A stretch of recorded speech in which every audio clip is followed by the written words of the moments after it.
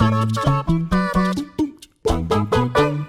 everyone, what is up? It is me, Ewan from WhatCulture Gaming, joined as ever by Josh Brown. Hello. To talk to you today about a major departure in the gaming industry because Dan Houser of Rockstar Games took everyone by surprise yesterday and announced that he's leaving the company. Yeah, Dan Houser, the co-founder of Rockstar Games, the lead writer on a bunch of your favorite Rockstar titles, including most of the Grand Theft Auto games. In fact, all of the Grand Theft Auto games after Grand Theft Auto 3, Red Dead Redemption 2, Red Dead Redemption 1, Bully, etc. He's also an executive producer at the company. He has just left. The reasons as to why are kind of unclear. Take-Two released a kind of low-key statement. They said, "We are extremely grateful for his contributions. Rockstar Games has built some of the most critically acclaimed and commercially successful game worlds, a global community of passionate fans, and an incredibly talented team which remains focused on current and future projects." So yeah, there's a lot of mystery surrounding him leaving and why. We know that Sam Houser, who's his brother and the president of the company,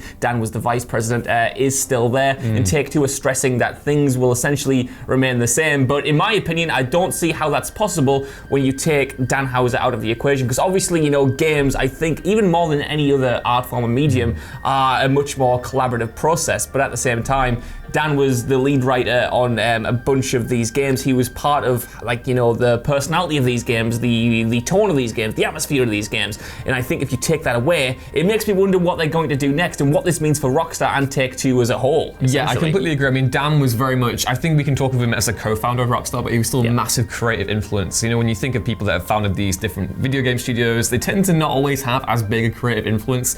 And Dan Houser was basically in the writer's room all the time. You know, he was there spending hundreds of hours writing Red Dead Redemption 2.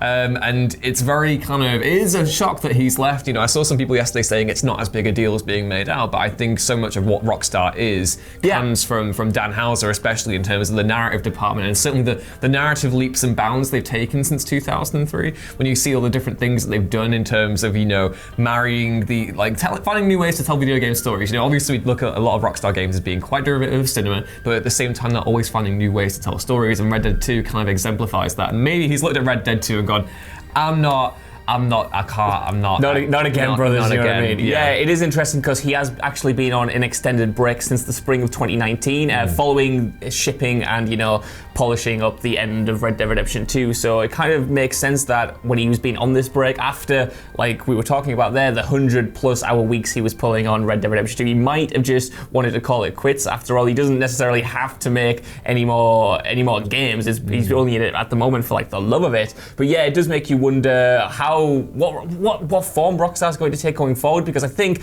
out of all of the studios that we know that are popular, they are by far the most unique. Like you said, when it comes to these massive companies, you barely ever associate them with individuals, and yet Rockstar has always been, you know, the Houser brothers. It's been their DNA. For better or worse, it's been sort of like their personalities that have helped form these games, which have been obviously a huge success in the industry and completely shaped the industry. We look at the likes of Grand Theft Auto 3, Grand Theft Auto 4, Red Dead Redemption 2, even Bully and Max Payne 3 to an extent, LA Noire. They've all sort of changed how we think of games, and Dan was a huge part of that. I think it's interesting that this comes a few weeks after rumors were circulating that Take-Two were allegedly, according to some tweets or insiders, apparently pressuring Rockstar to release more games more frequently. I wonder if that had an effect at all. I wonder if the culture is changing, because we know Take-Two as a parent company, I've always thought of them as being separate from Rockstar, but obviously, you know, ultimately they have to not do what they say, but they have to, you know, it's a total company line. Yeah, they can't just ignore what if Take-Two are there, like, I want 5 GTA Onlines in the next 10 years, and Rockstar are going to be like, well,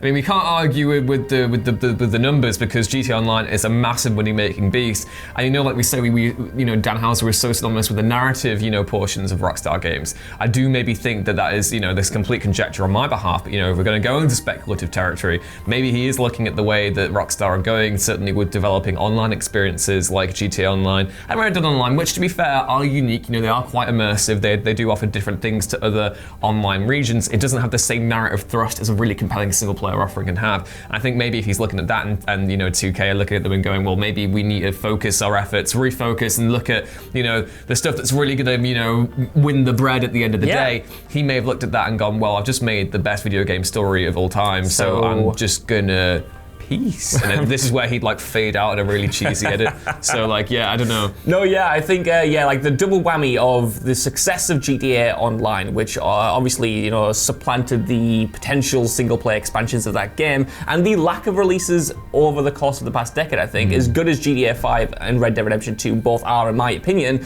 as a writer, Dan's clearly, you know, really interested in the writing side. If that's becoming less frequent or more stretched out in the focuses of Take-Two, or maybe even Rockstar as a whole, like Dan isn't just Rockstar, it's going to be a bunch of different creative forces battling for the identity of the company. If everyone else is moving towards a more online space, more multiplayer space, it does make sense to kind of, you know, then question perhaps like, what's my role here? What effect am I having? And it does make me worry about, because when everyone started talking about GTA Online as being like kind of harbinger of doom, you know, I kind of poo-pooed it off because this is Rockstar. And Rockstar have always been committed to great single-player narrative-focused games, but maybe I'm in denial. Maybe that's not the case anymore. GTA Online makes ridiculous amounts of money I'm still getting every single year to that game. Like right now, I'm like I had my time. I spent my time on GTA Online, all 3 years of it. Yes, I loved that game for, you know, when it was at its peak, it was great, and then they priced me out with their goddamn microtransactions, and it's a shame that, you know, I mean, it's not a shame because, you know, people are getting joy out of it, but it is, you know, it's important to take it as it is and look at GTA Online as basically being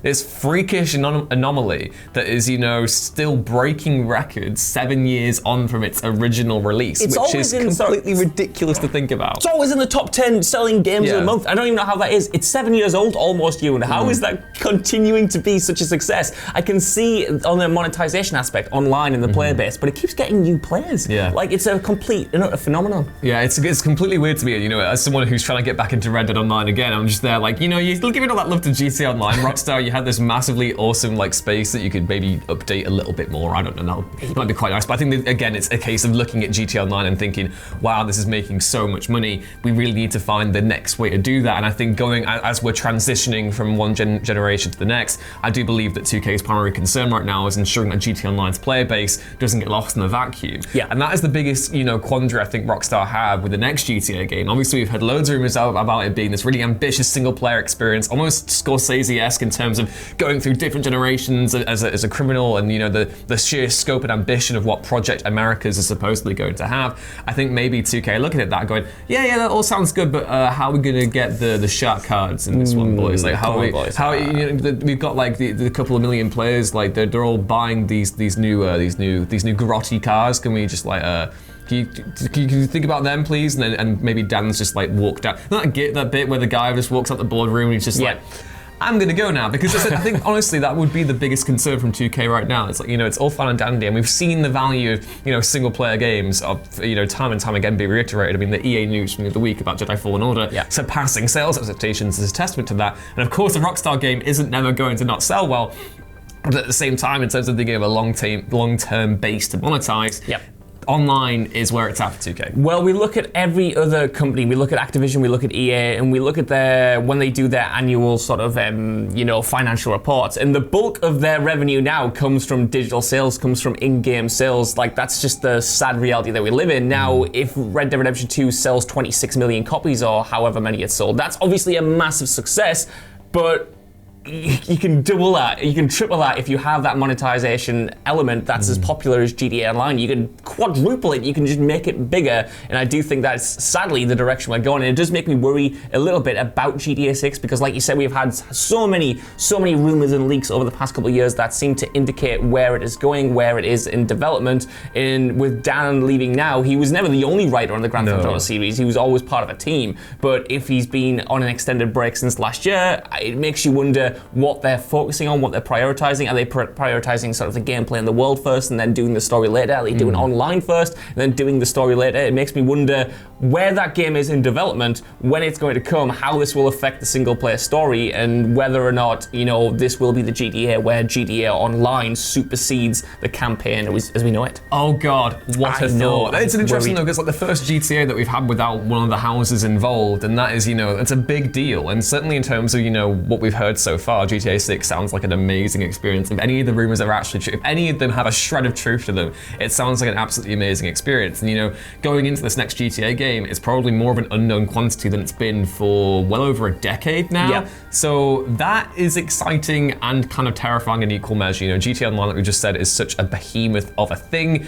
And I do think that maybe looking into this next one, they're going to be, you know, Rockstar are going to be stressing in terms of how do we get this thing working and off the ground, because Red Dead Online, as I've kind of just hinted at, it has had updates, it has had that sort of thing, but every time I log on, it's like, here's some free stuff, please keep playing, come back, please keep playing, because we don't, all the people are on GTA and please help. But come on. Yeah, please let us know what you think of Dan Houser leaving Rockstar down in the comments below. Are you anxious about what it could mean for the future of GTA, or do you think that Rockstar are going to get along just fine? As always, please be sure to like, share, and subscribe, and head back on over to whatculture.com/gaming for more news, lists, and articles like this every day. I need a deep breath. You did well there, Ewan. You can follow me on Twitter at EwanBruinsThings. You follow Josh on Twitter at Josh Bruin 2 O's. And we'll see you next time. Bye. Bye.